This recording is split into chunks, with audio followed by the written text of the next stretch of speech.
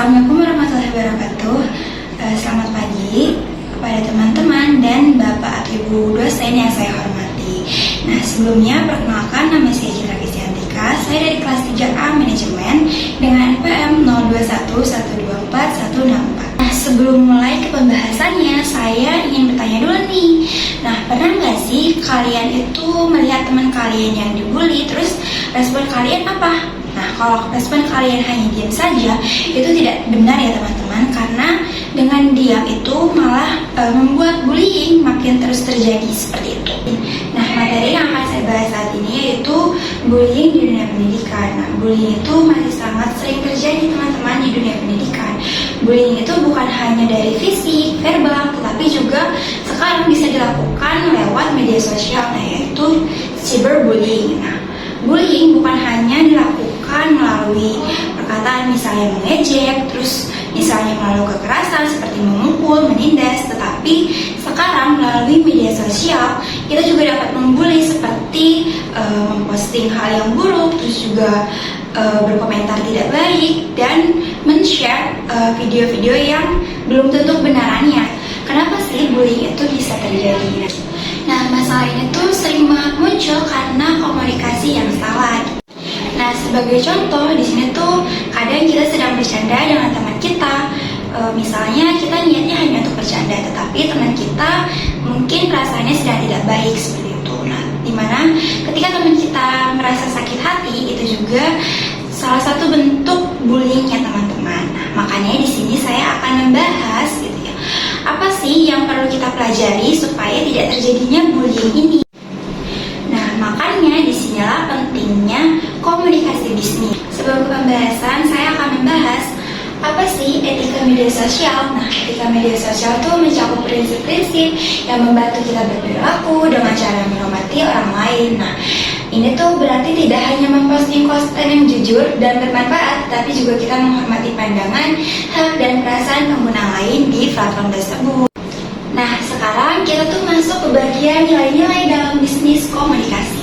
Ada 5 poin yang akan saya bahas. Yang pertama yaitu ada etika komunikasi, menyampaikan pesan dengan sopan, menghargai lawan bicara.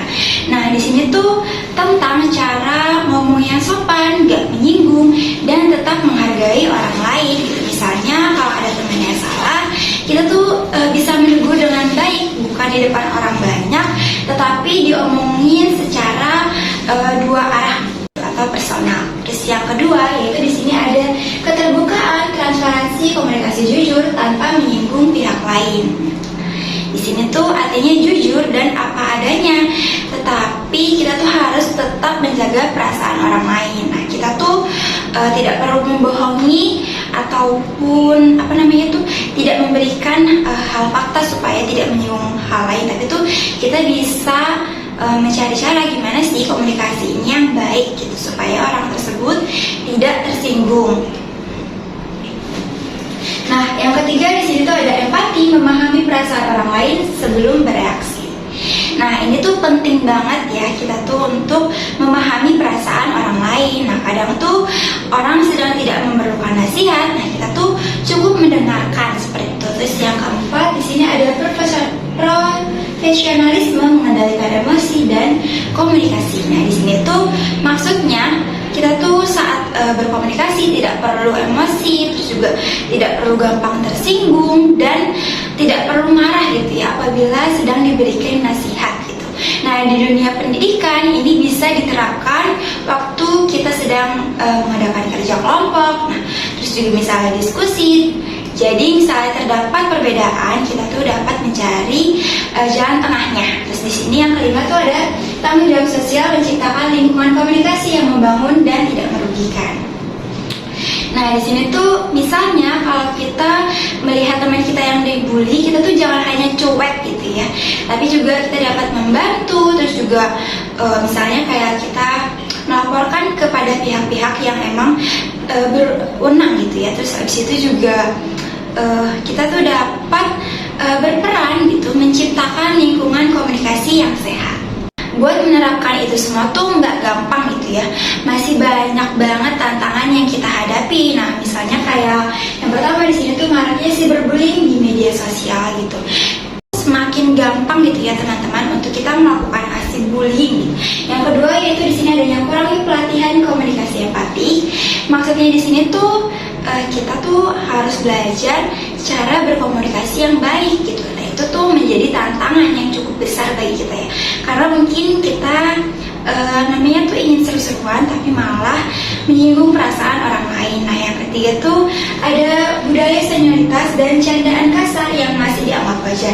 Nah ini tuh sering banget ya teman-teman terjadi di dunia kampus. Terus misalnya saat kita sedang melakukan ospek, di mana kakak-kakak tingkat kita tuh sering banget melakukan aksi yang menurut mereka tuh sedang memberikan gitu ya namanya pelatihan, tapi tuh karena tidak sesuai gitu, terus itu tuh malah dapat menimbulkan bullying. Terus yang keempat di sini itu minimnya penerapan nilai etika komunikasi. Nah terus di sini tuh maksudnya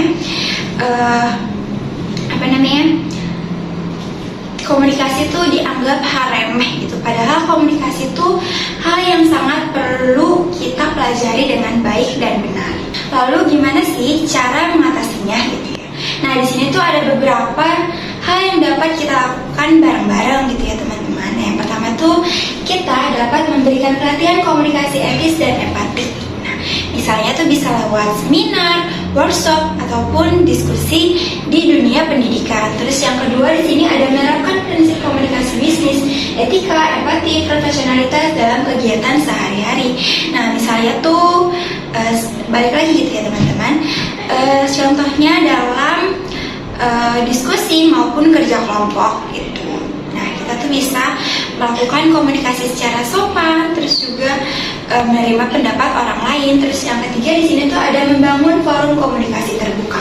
Nah maksudnya di sini tuh kita dapat membuat forum komunikasi terbuka. Nah jadi semua orang bisa menyampaikan pendapat, terus juga bisa membuat suasana lebih nyaman dan saling percaya gitu. Terus yang keempat di sini ada kampanye anti-bullying melalui media sosial. Nah di sini tuh kita bisa lakukan dalam pembuatan konten positif gitu juga ya. Terus juga kita dapat memberikan kata-kata semangat, terus juga memberikan video edukatif. Terus yang kelima di sini ada integrasi nilai komunikasi positif ke dalam kurikulum karakter. Baik, selanjutnya di sini ada beberapa manfaat dari nilai komunikasi. Nah, yang pertama ya di sini tuh ada mengurangi risiko konflik dan salah paham. Yang kedua yaitu ada membentuk budaya komunikasi positif dan terbuka di lingkungan pendidikan. Terus yang ketiga yaitu ada menemukan empati dan rasa saling menghormati. Serta yang keempat yaitu ada membantu mengembangkan kemampuan komunikasi efektif dan etis. Nah selanjutnya di sini saya akan membahas gimana sih menjadi pengguna media sosial yang bertanggung jawab. Nah menjadi pengguna media sosial yang bertanggung jawab berarti bersikap etis. Terus juga dapat menghormati privasi dan berpikir dua kali sebelum memposting. Selanjutnya di sini ada beberapa kesimpulan setelah materi yang telah saya jelaskan sebelumnya gitu ya. Nah di sini tuh bullying dapat dicegah dengan komunikasi yang beretika, empatik, dan bertanggung jawab. Terus yang kedua di sini tuh nilai-nilai bisnis komunikasi relevan untuk diterapkan di dunia pendidikan karena menumbuhkan kesadaran moral dan profesional. Terus yang ketiga di sini tuh sekolah maupun universitas yang menerapkan budaya komunikasi sehat akan melahirkan generasi yang berkarakter, beretika, dan saling menghargai. Baik, sebelum saya mengakhiri presentasi kali ini, saya akan memberikan nasihat gitu ya. Nah, di sini tuh ada slogan, marilah kita berkomitmen untuk menjadi pengguna media sosial yang menghargai diri sendiri dan orang lain. Nah, jadi teman-teman, mulai sekarang yuk kita sama-sama belajar komunikasi dengan cara yang lebih positif. Ingat ya teman-teman, kata-kata bisa menyembuhkan tapi juga bisa melukai. Kalau dari sekarang, kita bisa jaga bicara kita, nanti lingkungan yang kita dapatkan juga akan menjadi lebih nyaman dan bebas dari bullying. Baik, sekian presentasi dari saya. Kurang lebihnya mohon maaf. Wassalamualaikum warahmatullahi wabarakatuh.